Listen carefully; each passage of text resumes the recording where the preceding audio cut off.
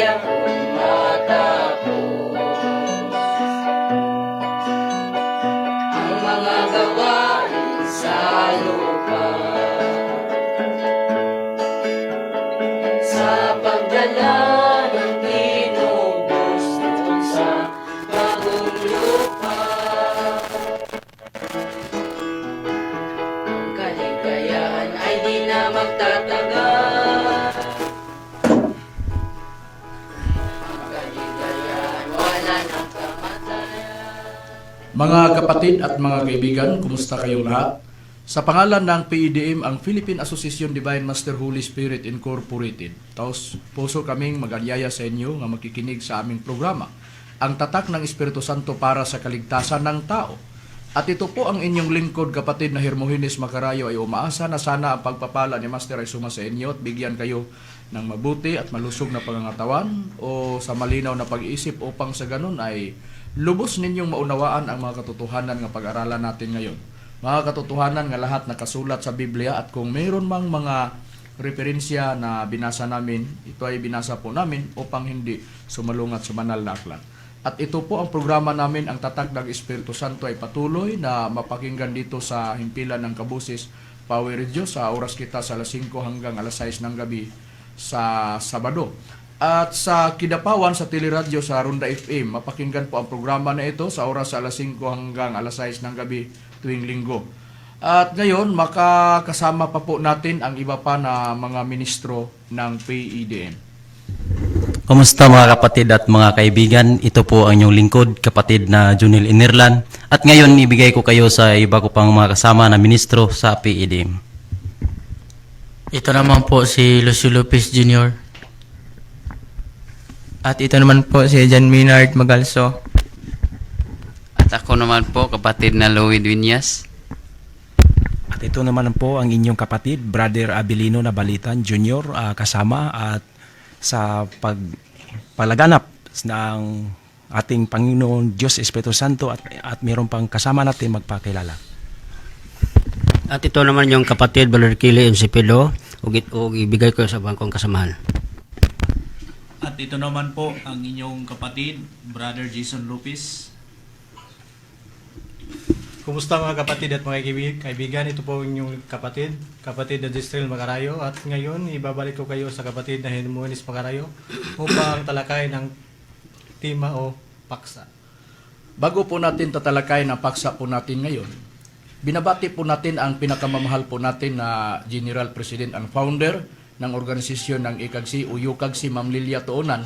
Magandang hapon po sa iyo, Ma'am, at sa iyong buong sambahayan.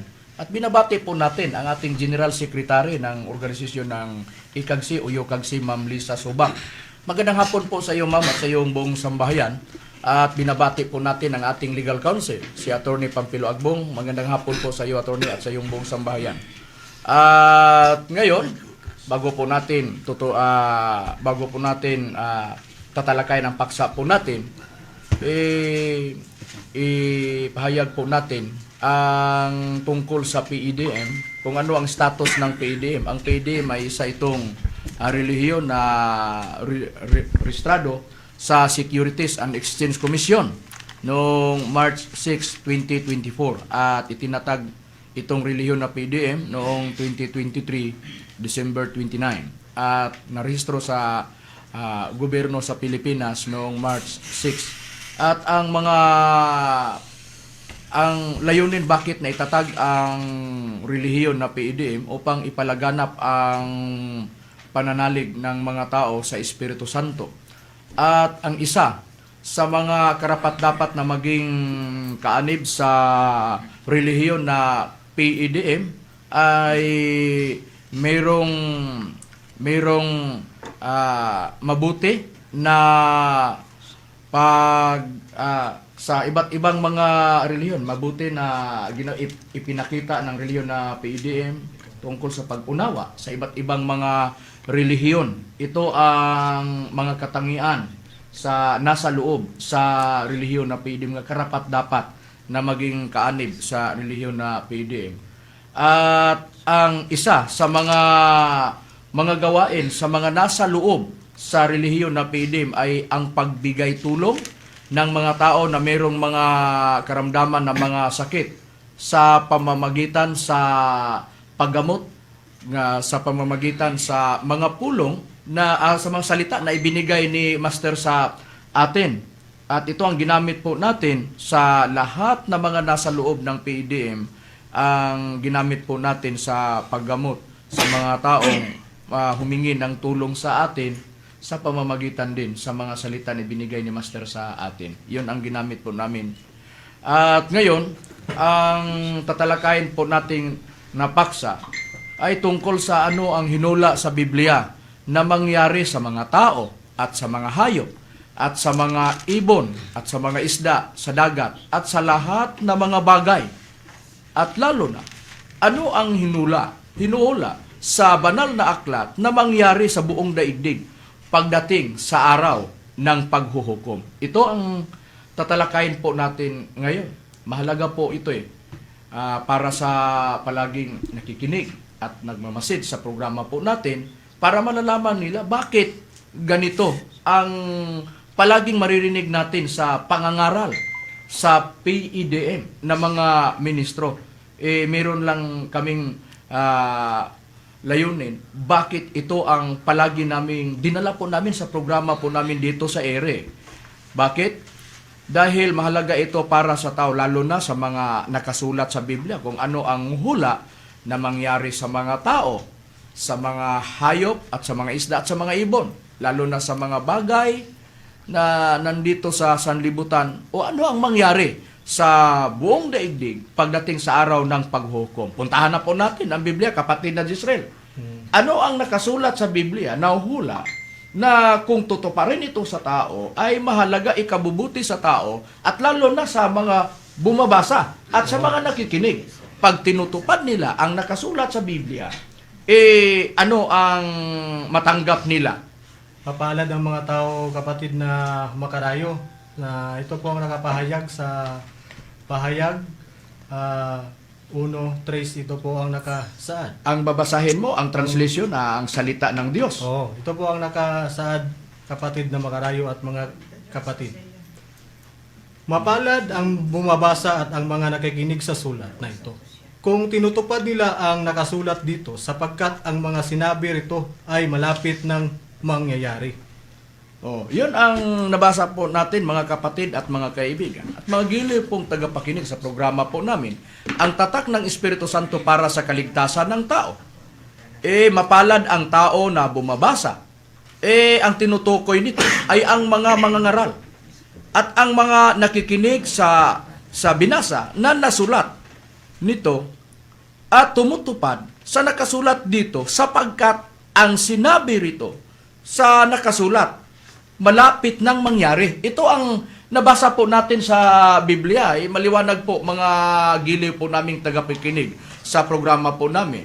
Ang tatak ng Espiritu Santo para sa kaligtasan ng tao. Mapalad ang tao na tutuparin nila ang narinig nila sa binasa.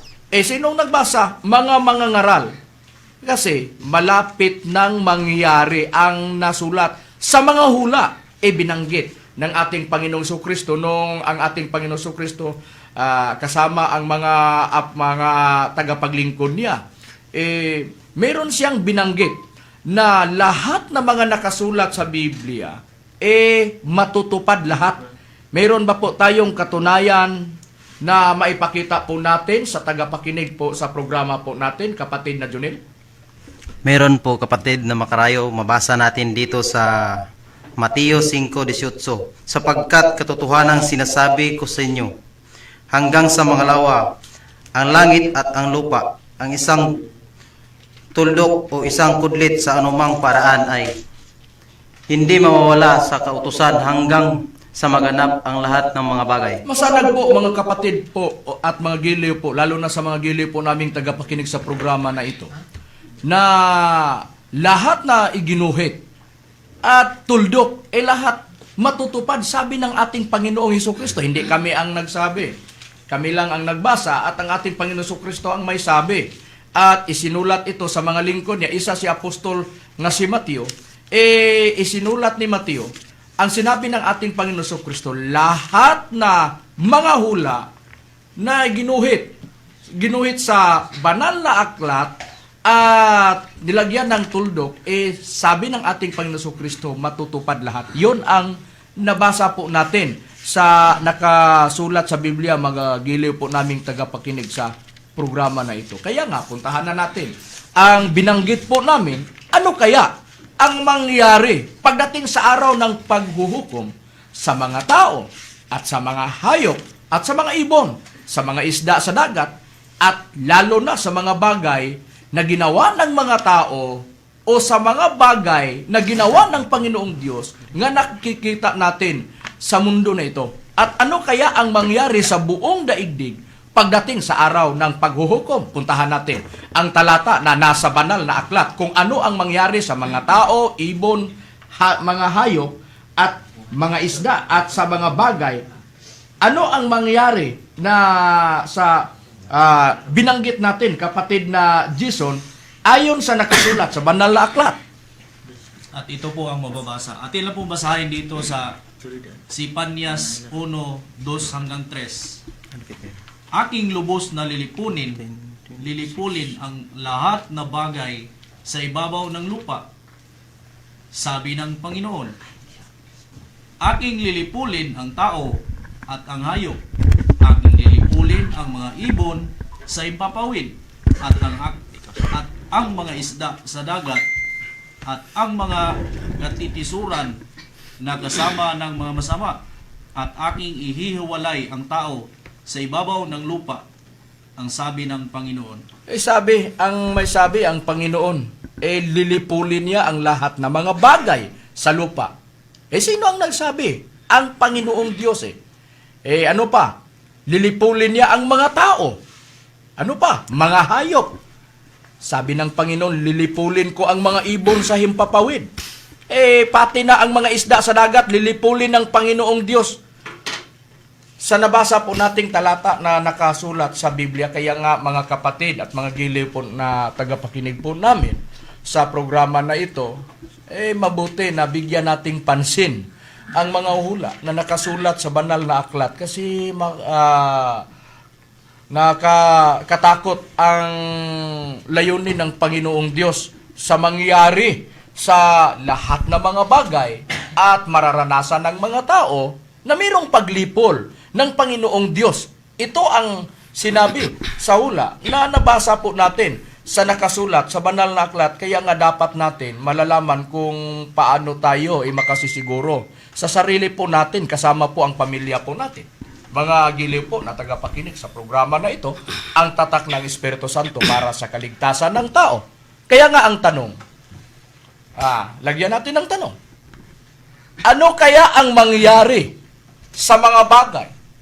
Kasi sa binasang talata sa nakasulat sa Sefanias, Kabanata 1 sa talatang 2 hanggang 3, hindi kasama ang buong mundo Hindi kasama ang buong daigdig. Kaya nga, bigyan natin ng talata ang mga nakinig sa programa po natin, ang tatak ng Espiritu Santo, para sa kaligtasan ng tao, lalo na sa mga sa ginigiliw nating tagapakinig sa programa natin.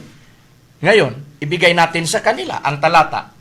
Kapatid na Kili, meron ba po tayong mababasa sa Biblia, litra por litra, na ano ang mangyari sa mga bagay? Ang tanong, ang mga bagay ba ay patuloy na mananatili na makikita po natin, o patuloy na hindi na makikita ng mga tao kahit kailanman? Meron ba po tayong mababasa sa Biblia kung ano ang mangyari sa lahat ng mga bagay?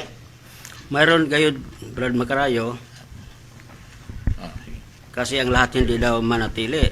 Ito ang babasahin natin sa 1 Pedro sa Kapitulo 3 hanggang 4. Ito ang nakapahayag. Ngunit ang wakas ng lahat ng mga bagay ay malapit na.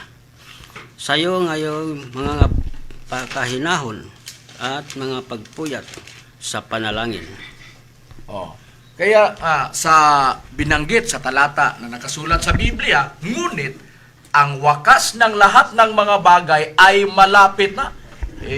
Merong kawakasan ng mga lahat na mga bagay na ginawa ng mga tao at mga bagay na nakikita natin ngayon sa daigdig natin ngayon Sa nabasa po nating talata sa Biblia ay malapit ng mawakas sa buong daigdig. Kung babasahin ito, ang binasa sa kapatid na ministro ang King James Version.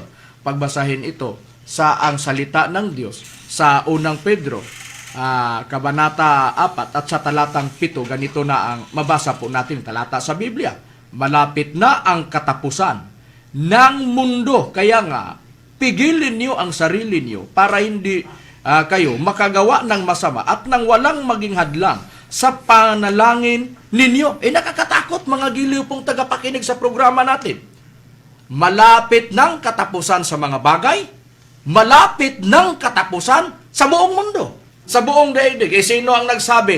Ang banal na aklat. Kaya nga, ito ang palagi namin na dinala namin sa ere, nga paksa na napili namin para palagi na mapakinggan ng mga tao kung ano ang hula na nakasulat sa banal na aklat sa mangyari sa mga bagay, sa mga tao, at sa mga hayop, at sa mga ibon sa himpapawid, sa mga isda, at lalo na sa buong mundo o sa buong daigdig. Biblia na ang may sabi.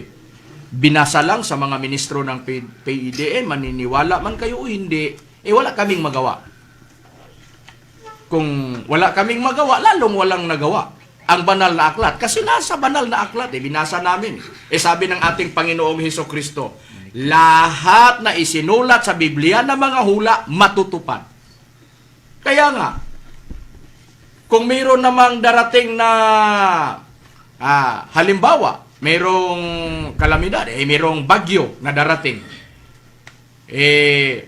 ang payo ng gobyerno o pamahalaan, palaging mag-ingat tayo kasi mayroong parating na malakas na bagyo, halimbawa lang. Ang mga tao nakikinig sa balita ang gagawin nila maghanda sila. Ano na kaya?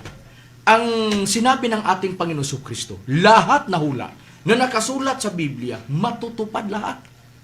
Ano ang mga talatang binasa po nating mga hula? Sa mangyari ng mga tao, sa mga bagay, sa mga hayop, sa mga ibon ng himpapawid, sa mga isda. Ililipuli ng Panginoong Diyos. Lahat na mga bagay, malapit na ang katapusan. Lahat na mga nakikita natin ngayon, malapit na ang katapusan, lalo na sa buong daigdig. Kaya nga palaging maghanda tayo, mga giliw pong tagapakinig sa programa na ito. Wala nang pagkukulang ang mga ministro sa PIDM tungkol sa mangyari sa buong daigdig. Kasi palagi naming dinala namin sa pangangaral sa ere. Tuwing Sabado, makakaasa po kayo, mga giliw po naming tagapakinig. Mapakinggan po ninyo ano ang dapat gagawin ng tao bago mangyari ang araw ng paghuhukom. Ang layunin ng mga ministro ng PIDM, lalo na sa Espiritu Santo na nag-utos sa amin, na kailangan malalaman ng mga tao kung ano ang gusto ng Panginoong Diyos na tatanggapin, na ibigay niya sa mga tao para sa kaligtasan pagdating sa araw ng paghuhukom. Kaya nga patuloy po tayo na susuriin po natin ang banal na aklat sa pamamagitan ng mga talata na nakasulat sa Biblia kung ano ang dapat gagawin ng tao at ano ang mangyari sa buong daigdig at sa mga tao at sa lahat ng nandito sa buong mundo. Kaya nga, ano ang tawag sa araw na ito? Yung binanggit ni Apostol na si Pedro, katapusan sa mga bagay, lahat na mga bagay, katapusan sa buong daigdig, katapusan sa buong mundo. Ayon ni Apostol nga si Pablo, kasama po na lingkod ng ating kasama po ni Apostol Pedro na tagapaglingkod ng ating Panginoon Jesucristo. Sinabi niya, yun ang araw ng paghuhukom. At walang ni isa man na tao na hindi humaharap sa paghuhukom na gagawin ng Panginoong Diyos dito sa buong sanglibutan. Meron ba po tayong katunayan nga mabasa po natin sa banal na aklat, kapatid na Abilino? Opo, kapatid na Makarayo, meron tayong mababasa. Lahat ng bagay ay may katapusan. Hindi lang bagay, kundi sa buong sanlibutan. Dito po natin mababasa sa Roma, Kapitulo 3, versikulo 19. Ito po ang nakasaad. Dito natin mabasa sa King James Version. Ito po nakapahayag. Ngayon ay nalalaman natin na ang anumang sinasabi ng kautusan, yaon ay sinasabi ng nangangasa ilalim ng kautusan upang matikom ang bawat bibig at ang buong sanlibutan ay mapasa ilalim ng hatol ng Diyos. Maliwanag po ayon sa sinabi ni Apostol na si Pablo at binasa sa kapatid po na ministro, kapatid na Abilino, na ang buong sanlibutan ay mapasa ilalim sa paghahatol ng Panginoong Diyos. Sa nabasa po natin sa nakasulat sa Biblia. Ang binasa niya ang King James Version, Tagalog. Babasahin ko po ang aklat ng ang translation na ang salita ng Diyos sa Roma 3:19 sa ganito na talata. Ngayon alam natin na ang lahat ng sinasabi ng kautusan ay para sa ating mga Hudyo na namumuhay sa ilalim ng kautusan, parang walang maidahilan ang sinuman na hindi siya dapat parusahan. Ang lahat ng tao sa mundo ay mananagot sa Diyos. Lahat ng tao sa buong mundo mananagot sa Diyos dahil mapasa ilalim ang buong daigdig sa paghahatol na ibinaba ng Panginoong Diyos. Nahahatulan niya ang lahat ng mga tao at ang lahat ng mga tao ay haharap sa gagawin na paghahatol ng Panginoong Diyos sa lahat ng mga tao dito sa mundo. Matuwid man o hindi, masama man na mga tao ay haharap pagdating sa araw ng paghuhukom. Meron ba po tayong mababasa para mapatunayan po natin dyan sa banal na aklat, kapatid na Louie? Meron po, kapatid na Makarayo, at ito po ay mabasa natin dito sa 3:17 ng Ecclesiastes. Ito po ang nakasaad o nakapahayag. Sinabi ko sa puso ko, hatulan ng Diyos ang matuwid at ang masama. Oo. Ito ang Sapagkat may panahon doon sa bawat panukala at sa bawat gawa. Oo. Ito ang katunayan na pagdating sa araw ng paghuhukom, hahatulan ng Panginoong Diyos. Haharap ang lahat ng mga tao, matuwid at masama, doon sa paghahatol na ibaba ng Panginoong Diyos sa mga tao dito sa buong sanlibutan. Kaya nga dapat paghandaan po natin, mga giliw po na tagapakinig, sa programa na ito, ang tatak ng Espiritu Santo para sa kaligtasan ng tao. Ano kaya ang mangyari? Ano kaya ang mangyari sa buong daigdig pagdating sa araw ng paghuhukom? Ito ang tanong na bibitawan natin sa programa na ito, ang tatak ng Espiritu Santo para sa kaligtasan ng tao. Ang tanong po, ano ang mangyari sa buong daigdig pagdating sa araw ng mga tao at sa lahat na nandito sa sanlibutan at sa langit at sa lupa? Ano kaya ang mangyari? Dito po sa aklat ng 2 Pedro, Kabanata 3 at sa talatang 5 hanggang 7, 10 hanggang 12. Ganito po ang nakasaad. Mga giliw po na tagapakinig sa programa na ito. Ganito po ang nakasaad. Sapagkat sadyang nililimot nila na mayroong sangkalangitan mula ng unang panahon at isang lupang inanyuan sa tubig at sa gitna ng tubig sa pamamagitan ng salita ng Diyos. At nasa pamamagitan din nito, ang sanglibutan noon na inapawan ng tubig ay napahamak. Kuminto po tayo dyan sa talatang 6. Ang nabasa po natin sa Biblia na ang buong sanglibutan ay inapawan. Ang sanglibutan inapawan ng tubig ay napahamak. Yun ang nangyari na hinatulan noong panahon ang sanlibutan, ang mga tao at ang mga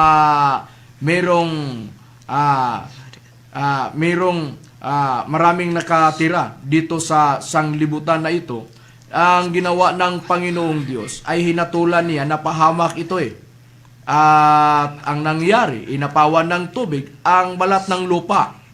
At ang kalagayan ng sanglibutan ngayon na kinalalagyan natin ngayon dito sa city, ngunit ang sangkalangitan ngayon at ang lupa ay sa pamamagitan ng gayon ding salita ay iningatang talaga sa apoy na itinataan sa araw ng paghuhukom at ng paglipol sa mga taong masama. Ibalikan po natin ang sipan niya. Sa binasa po kanina, lilipulin ng Panginoong Diyos ang mga tao, lahat ng mga bagay, ang mga hayop, at ang mga ibon sa himpapawid, at ang mga isda sa dagat, at lalo na ang buong daigdig. Nabasa po natin sa Biblia, ang sanglibutan ngayon ay itinataan sa apoy at itinaan ito sa araw ng paghuhukom para lilipulin ng Panginoong Diyos ang mga taong masama. Iyon ang nabasa natin sa Biblia. Kaya nga, ang binanggit niya apostol nga si Pedro, sa unang Pedro 4:7, nabasa po natin sa Biblia kanina. Ano ang nabasa natin sa Biblia? Malapit na ang katapusan sa buong daigdig o sa buong sanglibutan, sa buong mundo. Ano ang mangyari sa mundo o sa buong daigdig na kinalalagyan natin ngayon? Sa 10 hanggang 12 ang babasahin po natin na talata sa nakasulat sa Biblia. Data po. Darating ang araw ng Panginoon ng nagaya ng magnanakaw na ang sangkalangitan sa araw na iyan ay mapaparam, nakasabay ng malaking ugong, at ang mga bagay sa langit ay mapupugnaw sa matinding init, at ang lupa at ang magagawang nasa lupa ay pawang masusunog. Yamang ang lahat ang mga bagay na ito ay mapupugnaw sa ganito. Ano ngang anyo ng pagkatao ang nararapat sa inyo sa banal na pamumuhay at pagkamaawain na ating hinihintay ang pinakananasa, ang pagdating ng kaarawan ng Diyos, na dahil dito'y ang sangkalangitan na nagniningas at mapupugnaw, at ang mga bagay sa langit ay matutunaw sa matinding init. Ganito po ang nakasulat sa Biblia, mga giliw po naming tagapakinig sa programa na ito. Ang mangyari sa buong daigdig pagdating sa araw ng paghuhukom ay mapupugnaw ito sa matitinding init. At ang nabasa natin sa nakasulat sa Biblia, ang kalangitan at ang lupa ay pawang masusunog. Sa sobrang matitinding init, mapupugnaw ito, lalo na sa mga bagay na nakikita natin ngayon. Mga bagay na ginawa ng mga tao at mga bagay na nakikita natin ngayon na ang Diyos ng Panginoon ay nagawa nito. Ano ang mangyari? Ang mangyari sa buong daigdig patungo sa katapusan. Malapit na ang katapusan sa buong daigdig. Malapit na ang katapusan sa lahat ng mga bagay. Ito ang nabasa po natin na nakasulat sa Biblia. Pero, kung ito ang mangyari sa buong daigdig, mayroong layunin o nais ang Panginoong Diyos na makamtan ng tao dito sa buong daigdig. Hahatulan man ng Panginoong Diyos ang buong daigdig, ang mga taong masama na hindi niya binigyan na mailigtas pagdating sa araw ng paghuhukom. Kaya nga, ang nais ng Panginoong Diyos, ito ang dapat malalaman po natin o malalaman ng mga tao, na mayroong nais ang Panginoong Diyos. Gusto niya na ang lahat ng mga tao ay makarating o makatagpo sa katotohanan at makatanggap ng kaligtasan. Kasi nais ng Panginoong Diyos, lahat ng mga tao, hindi lang isa hindi lang 2, 3, 4, 5 ang nais niyang maligtas. Lahat ng mga tao gusto ng Panginoong Diyos na maliligtas pagdating sa araw ng paghuhukom. Mayroon pa po tayong mababasa sa Biblia, kapatid na GM, para mapatunayan po natin na totoo ang sinabi natin dito sa programa po natin. Meron po talaga tayong mababasa, kapatid na makarayo. Ito po, basahin natin sa 2:3 hanggang 4 ng unang Timoteo. Ito po ang nakasulat. Ito'y mabuti at nakalulugod sa paningin ng Diyos na ating tagapagligtas, na siyang may ibig na ang lahat ng mga tao'y mga ligtas at mangakalam ng katotohanan. Ito ang nabasa po sa nakasulat sa Biblia. Ang ikabubuti at kinalulugod ng Panginoong Diyos na ang lahat ng mga tao nais niya na makarating ng kaligtasan at malalaman ng mga tao ang katotohanan. Ito ang nabasa po natin sa nakasulat sa Biblia. Kaya nga, ito ang na magsikap ang tao, hahanapin ang katotohanan at sa matagpuan ng mga tao ang kaligtasan na binigay ng Panginoong Diyos sa mga taong bibigyan niya ng kaligtasan. Ano kaya? Mga giliw po na tagapakinig sa programa na ito, ang kaligtasan na tinutukoy sa talata na binasa po natin sa nakasulat sa Biblia. Para malalaman po natin, kukuha tayo ng isang halimbawa na meron nang nangyari na hinatulan ng Panginoong Diyos ang mga tao dito sa mundo. Lahat na nagawa ng kasamaan. Ano ang ginawa ng Panginoong Diyos? Nangyari na noon pa. Meron nang hinatulan. Meron nang nangyari na panahon na hinatulan ng Panginoong Diyos ang lahat ng mga tao na nagawa ng mga masama. Pati na ang mga hayop, pati na ang mga ibon sa impapawid. Pero hindi kabilang noon ang mga isda sa ilalim sa tubig o sa karagatan. Dahil noon, ang ginamit ng Panginoong Diyos, makikita natin sa binanggit ni Apostolo si Pedro, lahat ng balat ng lupa, inapawan ng tubig. Hinatulan ng Panginoong Diyos. Pero, ang sanglibutan natin ngayon, itinataan ito, iningatan ito, itinataan ito sa araw ng paghuhukom, sa paglilipot ng mga tao na nais niyang lilipulin dito sa buong sanglibutan. Kaya nga, ano kaya ang ginawa ng Panginoong Diyos? Wala bang kaligtasan? Ito ang tanong. Wala bang kaligtasan na binigay ang Panginoong Diyos noong hinatulan niya sa pamamagitan ng tubig? Nililipol niya ang lahat na hinatulan niya ng mga tao? Ang sagot, mayroong kaligtasan na binigay ang Panginoong Diyos. At ang nakakaalam sa kaligtasan na ito, walang iba kundi sinuwi.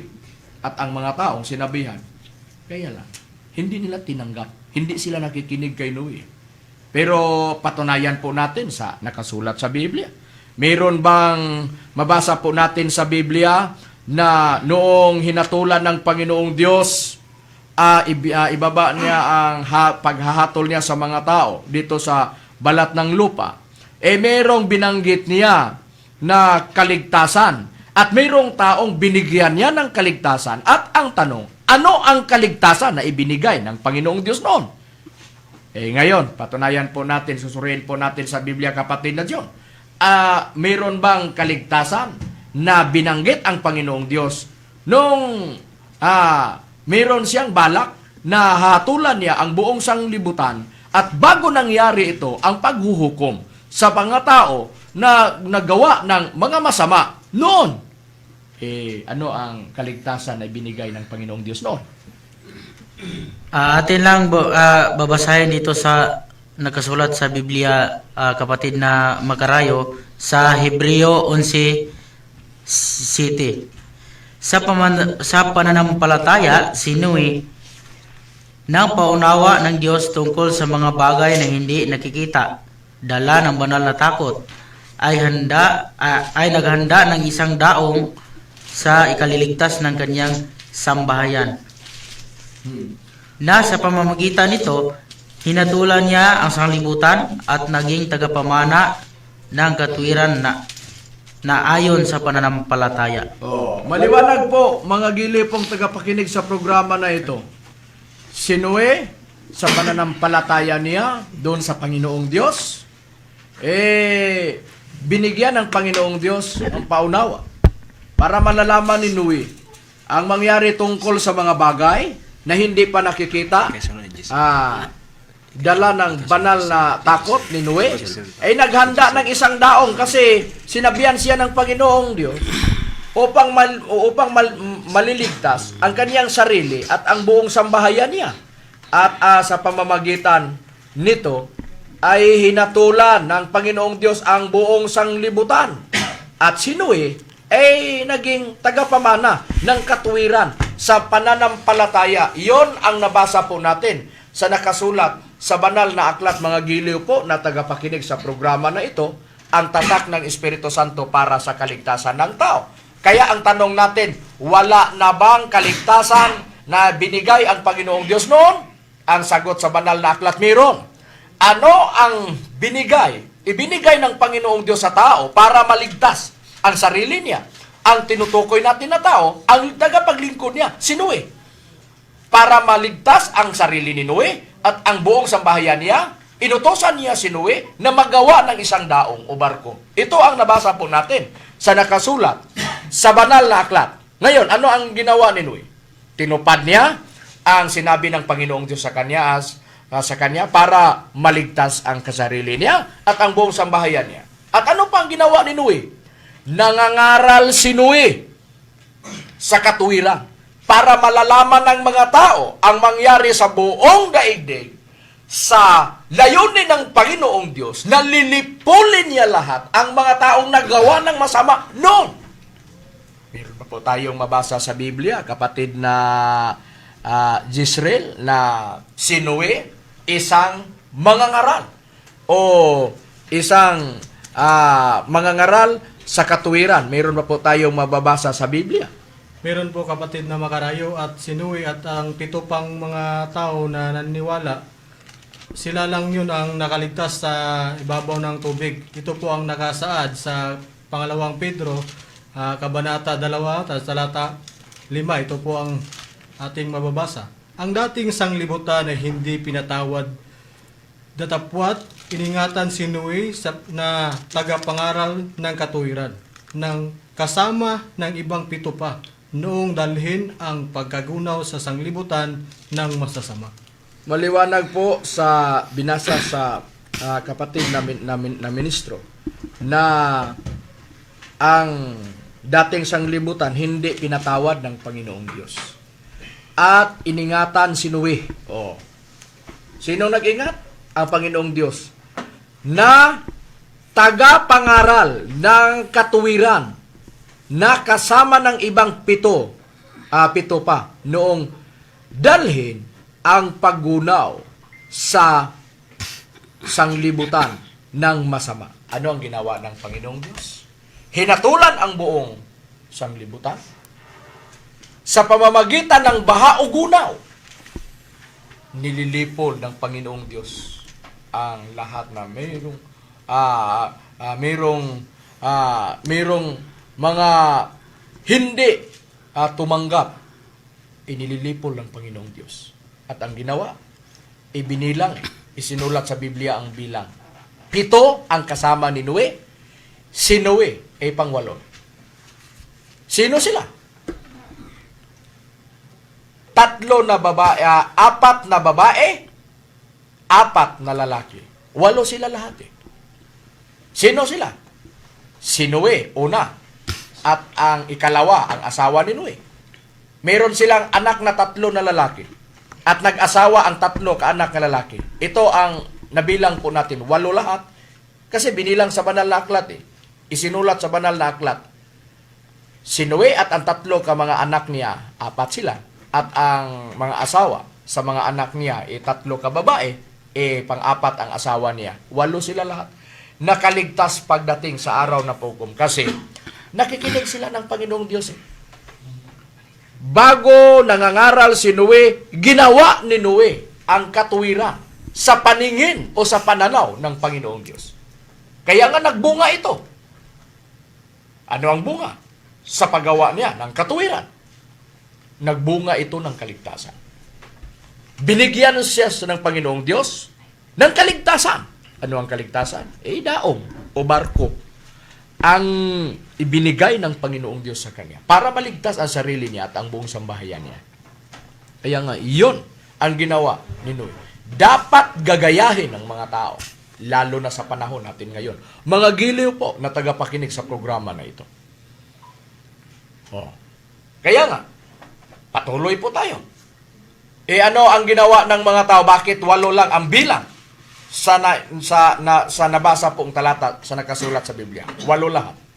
Dahil maliban sa 8, sila lang ang nailigtas at ang iba naman na napakinggan nila ang pangangaral ni Noe na kailangan ang tao magawa ng katuwiran. Hindi ginawa ng tao, pinalabas nila sa kabilang tainga at ang nangyari, hindi nila tinanggap, hindi nila pinakinggan si Noe. Ang nangyari sa kanila, nagdulot ng kapahamakan. Pagdating sa araw ng pag-uukom, nililipol ng Panginoong Diyos lahat na hindi nakapasok sa loob ng kaligtasan, na ang kaligtasan ay ang arka noon. Mga giliw po na tagapakinig sa programa na ito, ang tatak ng Espiritu Santo para sa kaligtasan ng tao. Yun po ang totoo, mga giliw po na tagapakinig. Maniniwala man kayo sa amin o hindi, wala kaming magawa. Pero yun ang katotohanan na nabasa po natin sa banal na aklat. Ngayon, kapatid na Kili, puntahan na po natin. Meron na po tayong katunayan na mabasa po natin sa Biblia na hindi tinanggap ng mga tao ang pangangaral ni Noe at ang tumatanggap ay si Noe lang at ang buong pamilya niya. Meron na po tayong mabasa sa Biblia. Meron ngayon, Brad Macarayo, ito ang prueba atong babasahin sa Unang Pedro sa kapitulo 3 ang versikulo 20. Nagkanayon na lang unang panahon ay mga suwail ng mga magpapahinungod ng Diyos ay manatili noong mga araw ni Noe. Samantalang inihanda ang daong na sa loob nito kaunti lang sa makatuwid ay 8 kaluluwa ang nangaligtas sa pamagitan ng tubig. Sa nabasa po sa nakasulat sa Biblia, maliwanag o malinaw, mga giliw pong tagapakinig sa programa na ito. 8 katao, kunti lang sila. Kaunti lang ang nailigtas noong nangyari ang paghatol ng Panginoong Diyos sa mga taong gumagawa ng masasama noon. 8 lang ang nailigtas dahil sila lang ang naniniwala ng kaligtasan, na ang kaligtasan nito noong mga panahon na ito, mga panahon na yon, ay ang daong o arka. Yon ang nabasa po natin sa nakasulat sa Biblia. Ipinakita ba sa banal na aklat ang mga kadahilanan bakit hindi sila naligtas sa paghatol ng Panginoong Diyos sa mga taong masama noon? Ipinakita. Ayon ng ating Panginoong Sukristo, binanggit ng ating Panginoong Sukristo maraming mga dahilan, maraming idinahilan ng mga tao bakit hindi sila nakapasok ng kaligtasan, na ang binanggit po natin na pagpasok, kung pumapasok sila sa loob ng daong o arka, tiyak na maligtas sila. Pero hindi nila ginawa ang sinabi ng Panginoong Diyos na sinabi ni Noe sa kanila noong nangangaral si Noe sa mga taong kaharap niya noon. Kasi sa mga araw na yun walang mga ni isa man na makikita natin ngayon kagaya ng mga radio station. Wala pa. Kagaya ng YouTube, sa Facebook, hindi pa nakikita si Noe Wala pang mga kagamitan noon eh. Ang ginawa lang nila sa tagapaglingkod ng Panginoong Diyos, sa mga tao na kaharap nila, yun lang ang makakarinig sa sinasabi nila tungkol sa kaligtasan. At ang mga tao na sa malapit sa kanila na maririnig ang boses nila, yun lang ang makakaalam noon. Pero hindi kagaya ngayon, kami lahat, ang mga kasama ko ngayon, halos lahat sila galing sa Cotabato. Ang mga kasama ko na mga kapatid na mga ministro ngayon na yung pangangaral na ito. Kaya nga, kahit na dito kami sa himpilan ng Kabusis Power Radio, maraming mga tao na makakita sa programa at makakarinig sa programa na ito dahil nasa moderno na tayong panahon ngayon. Marami ng mga radio station, makita na tayo sa Facebook at sa YouTube. Kung i-search nila, ang PEDM, ang Philippine Association Divine Master Holy Spirit Incorporated, PEDM Universal, ay makikita na nila, lalabas na ang programa po natin na makita sa YouTube, mga giliw po na tagapakinig sa programa na ito. At sa mga palaging nagsubaybay sa programa na ito, sa Power Radio, kahit na dito sa Kidapawan, sa Ronda FM sa Teleradio, sa oras alas 5 hanggang alas 6 ng gabi tuwing linggo, kagaya nito sa ginawa natin ngayon na pangangaral. Ito po, mga giliw, inaalay po namin sa inyo, mga giliw po naming tagapakinig, ang lahat na mga programa po namin upang malalaman niyo ang kasiguruhan para sa kaligtasan pagdating sa araw ng paghuhukom. Kaya ngayon, puntahan natin sa nakasulat sa Biblia. Kapatid na Jason, pinakita ba ang mga kadahilanan diyan sa banal na aklat? Bakit hindi sila nailigtas pagdating sa araw ng paghuhukom nung hinatulan ng Panginoong Diyos sa pamamagitan ng baha o gunaw sa panahon ni Noe? Ano ang mga kadahilanan na binanggit ng ating Panginoong Hesukristo? Atin lang pong babasahin dito sa Lucas 17:26 hanggang 29. At kung paano ang nangyari sa mga kaarawan ni Noe, ay gayon din ang mangyayari sa mga kaarawan ng anak ng tao. Sila'y nagsisikain, sila'y nagsisiinom, sila'y nangag-aasawa, at sila'y pinapag-aasawa hanggang sa araw na pumasok sa daong si Noe, at dumating ang paggunaw at nilipol silang lahat. Gayon din naman kung paano ang nangyari sa mga kaarawan ni Lot. Sila'y nagsisikain, sila'y nagsisiinom, sila'y nagsisibili, sila'y nangagbibili, sila'y nagtatanim, sila'y nagtatayo ng bahay. Datapwat ng araw nang umalis sa Sodoma si Lot, ay umulan mula sa langit ng apoy at asupre, at nilipol silang lahat. Ito ang mga kadahilanan binanggit ng ating Panginoong Hesukristo ang nangyari sa mga kaarawan ni Noe. Ayon sa binanggit ng ating Panginoong Hesukristo, ang mga kadahilanan ng mga tao nagsikain sila, nagsisiinom sa mga ipinagbawal ng Panginoong Diyos, sila'y nangag-aasawa at sila'y nangagpaasawa hanggang sa araw na pumasok sa daong si Noe. Dumating ang pagunaw at nilipol silang lahat. Yon ang nangyari. Gayon din ang nangyari sa mga kaarawan o sa mga araw ni Lot. Nagsikain ang mga tao, nagsiinom, sila'y nagsibili, sila'y nangagbibili, sila'y nangagtatanim, sila'y nangagtatayo ng bahay. Pagdating sa nung umalis na si Lot sa Sodoma, ay umulan sa langit, mula sa langit ang apoy at asupre. Nilipol ang lahat ng mga tao sa dalawang lugar, Sodoma at Gomora. Yun ang mga kadahilanan bakit hindi sila nangaligtas noon. Kaya nga, yung mayroon pa tayong hinaharap, mga giliw po naming tagapakinig. Ano ang hinaharap natin? Hindi hanggang lang ang ginawa ng Panginoong Diyos sa mga araw ni Noe.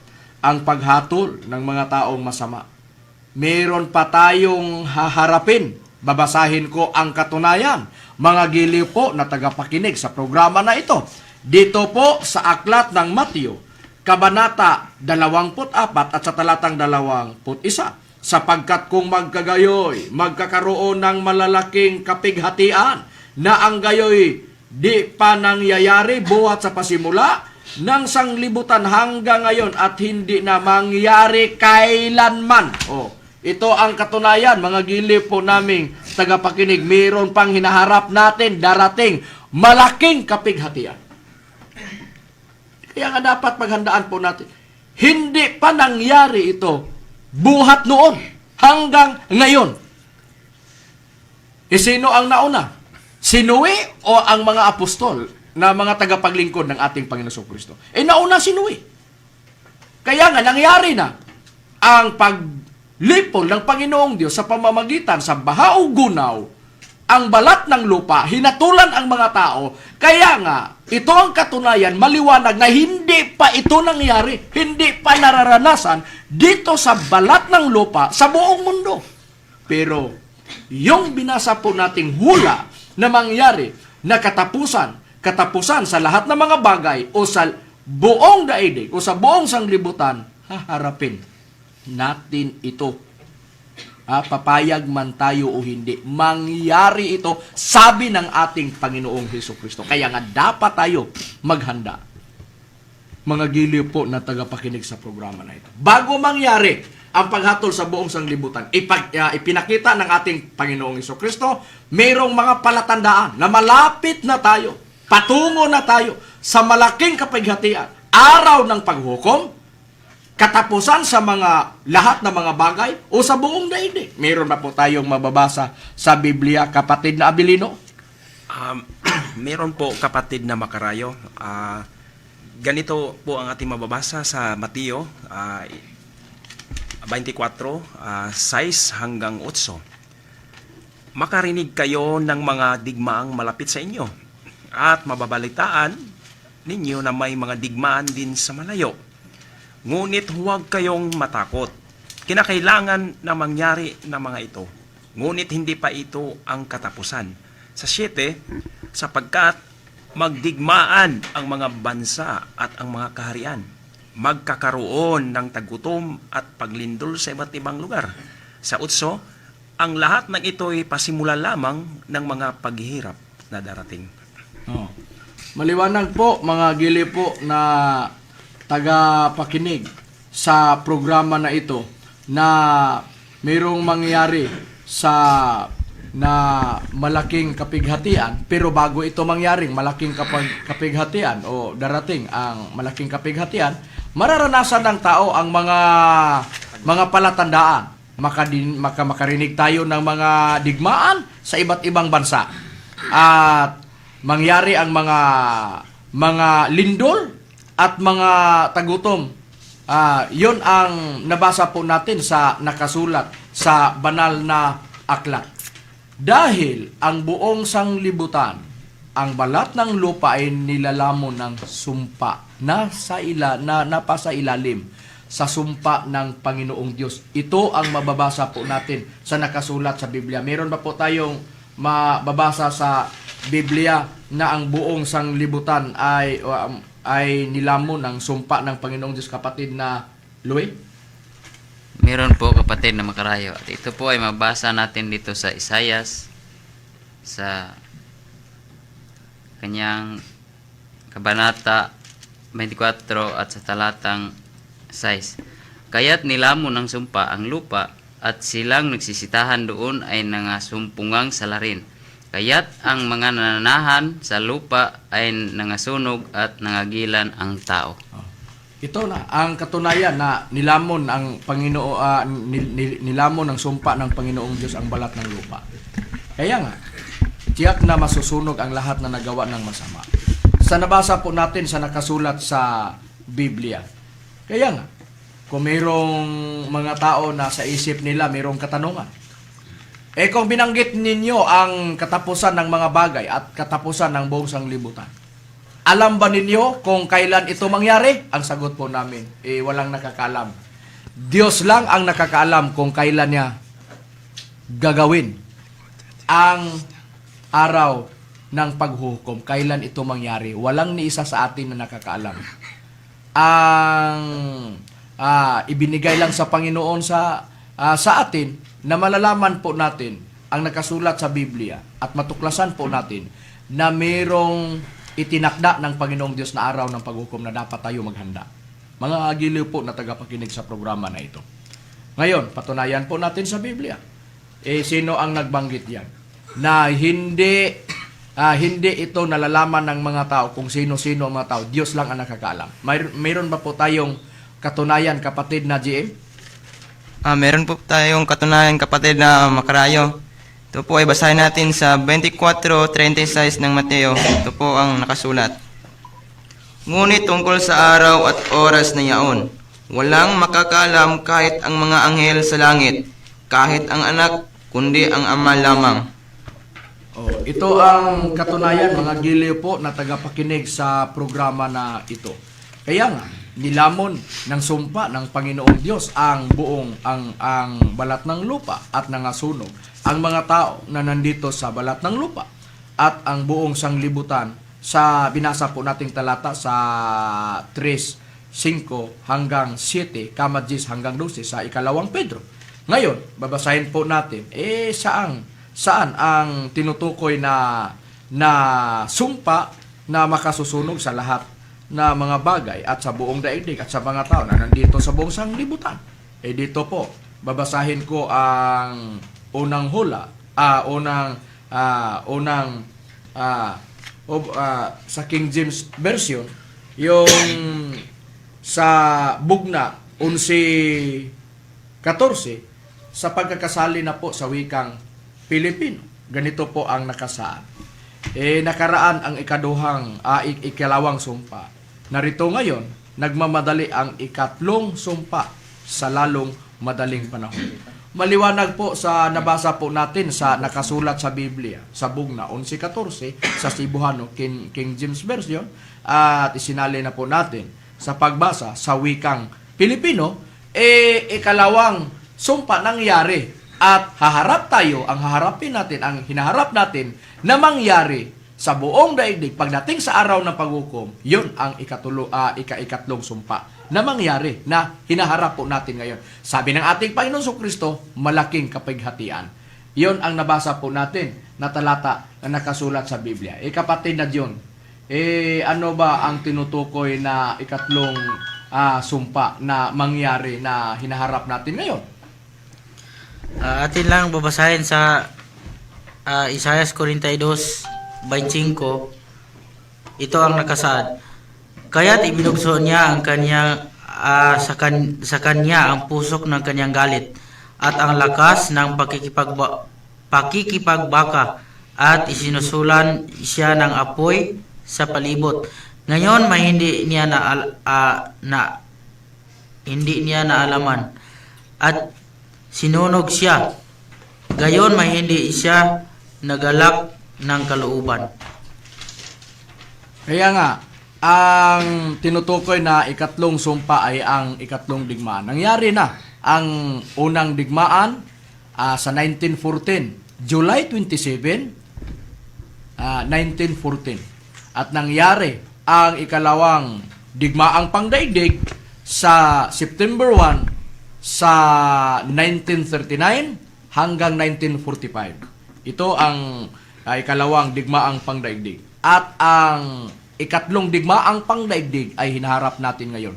Pagdating, tiyak na ang mangyari ay masusunog ang lahat ng dito sa sanglibutan. Kaya nga, ang Biblia ang binasa po namin sa nakasulat sa Biblia. Kaya nga, mga kaibigan at mga giliw pong tagapakinig sa programa po namin, ang tatak sa Espiritu Santo para sa kaligtasan ng tao, mahalaga po sa buhay natin ang banal na Espiritu Santo dahil ang Espiritu Santo sa The Passion Translation sa John chapter 14 verse 15 to 17 ay tagapagligtas ang Espiritu Santo. Kaya nga ang nagsabi, ang ating Panginoon Kristo, kaya nga ang gagawin ng Espiritu Santo, magbigay siya ng mga bagay sa mga tao. Naglilingkod sa Kanya. Ang salita ng Diyos sa Juan 14:26. At ang isa sa mga pinaka-importante na ibinigay ng Panginoong Diyos, ang mga salita na ibinigay niya para sa kaligtasan. Sa Efeso 6:17, para maligtas ang tao pagdating sa araw na paghuhukom sa mangyari na digmaan o sa tagutom o sa kamatayan sa Job 5:20. Kaya nga mahalaga ang paglilingkod sa Espiritu Santo na mabasa sa Roma 7:6 at makatanggap ang tao ng panalangin para yun ang gagamitin sa mga tao tuwing magdasal ang tao para na ililigtas ng Panginoong Diyos parating sa araw ng paghukom. At kailangan nga ang tao matatakan sa tatak ng Espiritu Santo para sa kaligtasan sa Efeso 4:30 at ang mga tao na ililigtas ng Panginoong Diyos pagkatapos na ang tao ay matatakan ng tatak ng Espiritu Santo, dadalhin ng Panginoong Diyos sa bagong langit at bagong lupa na doon nananahan ang mga taong matuwid. Mga giliw po namin na tagapakinig sa programa na ito, sana mayroon kayong nakukuha na mga aral sa paksa na ito. Wala naman kaming oras, mga giliw po na tagapakinig sa programa na ito. Ito po ang inyong lingkod, kapatid na Hermogenes Macarayo. At ako naman po si Junel Inerlan. At ako naman po si Lucio Lopez Jr.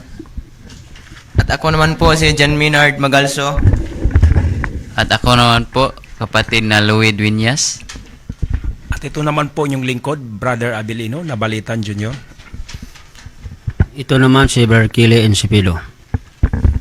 Ito naman po si Jason Lopez. At ito naman po yung kapatid Jisrael Macarayo. Kami pong lahat ay taos pusong nagpasalamat at magandang gabi at salamat sa inyong pakikinig